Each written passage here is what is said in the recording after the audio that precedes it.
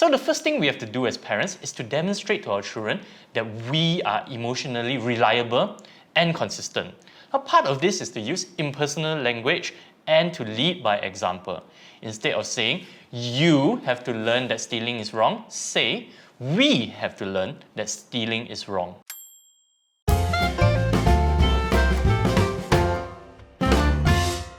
It's a normal day at the office when you receive a phone call. It's the discipline master of your son's school. He says, "I'm sorry, Mr. Pang, but this is the third time we've caught Ivan stealing. He will be suspended for 2 weeks, and if this continues, we will be forced to expel him." The other parents are furious.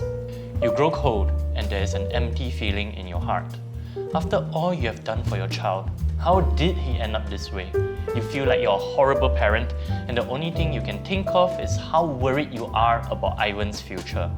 Hi, my name is Teacher Kean from Teaching Worthy. As a licensed headmaster and HRDF trainer, I've helped hundreds of parents and children improve their relationships. Now, unfortunately, that was a true story, but a very common one. Now, let's see what we can do and say to get your child back on the correct path. First, let's take a look at what not to say. Many parents would choose to say this to Ivan at home. "Ivan, we've talked about this so many times. I am very disappointed in you. Can you stop being like this?" Now here's the problem. When we say that, we are projecting our own emotional needs into our language with our children. The rule in school prohibiting stealing was established to teach children that it is wrong to take something belonging to other people. It was not created to make parents happy. Now therefore, when we use language like "I'm very disappointed in you," we are signaling to our children that they have to obey the rules in order to make us happy. This causes a lot of long-term relationship problems. So the first thing we have to do as parents is to demonstrate to our children that we are emotionally reliable and consistent.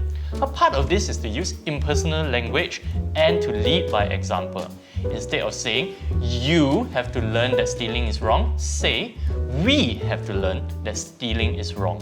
Secondly, it is very important to guide our children to focus on what they should do now or what they must do next to fix the mistake. We have to guide our children so they are not stuck on past mistakes. There is always a correct time to analyze what went wrong, but first, our children have to take action to fix their mistakes. So, instead of saying, "We've talked about this so many times," or giving vague instructions like, "Can you stop being like this?" it is better to give them clear and affirmative instructions. Most of the time, you will realize that by the time our children have done what requires doing now, we won't even have to tell them what they did was wrong. In my previous video, I've spoken about how it's important to tell our children what we want them to do, instead of telling them what we want them to avoid. You can find the link to that video in the description below. Thirdly, when correcting our children, it is important to explain why they are being corrected or punished and how it will benefit them. Remind them that the goal of behaving positively or to follow the rules is not for them to please us, but ultimately is for their own benefit, and it will help them progress towards their own goals. Sometimes it's hard for parents to explain how behaving positively will benefit our children.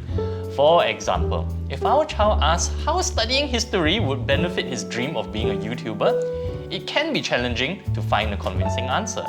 This is why it is important to carefully think about what lesson we want our children to learn before we issue a punishment. Alright, let's put it all together. First, we have to set aside our own disappointments and expectations before speaking to our children. Now secondly, we have to guide our children to focus on what they have to do now. Finally, tell them how behaving positively in the future will benefit them. Now here's how I would speak to my child or to my student. "Ivan, your teacher called today and told me you were stealing. Is this true?" Now first, we are going to sit down together and write 2 apology letters. One to your friend and his parents, the other to the school. Don't worry, I will guide you. Now secondly, I am taking away your gaming privileges for a month. We are doing this because we have to learn not to take things which are not ours. In your journey to become an engineer, there will be many situations where you may be tempted to steal ideas or things which are not yours. To be a great engineer, You have to learn to produce and be proud of your own work. Note how it was not even necessary to tell Ivan what he did was wrong. I hope my video has helped you. If you feel like your situation is unique or if you require specific advice, please do not hesitate to contact us at www.teachingwordy.com. Thank you, and remember to share these lessons which are worth sharing.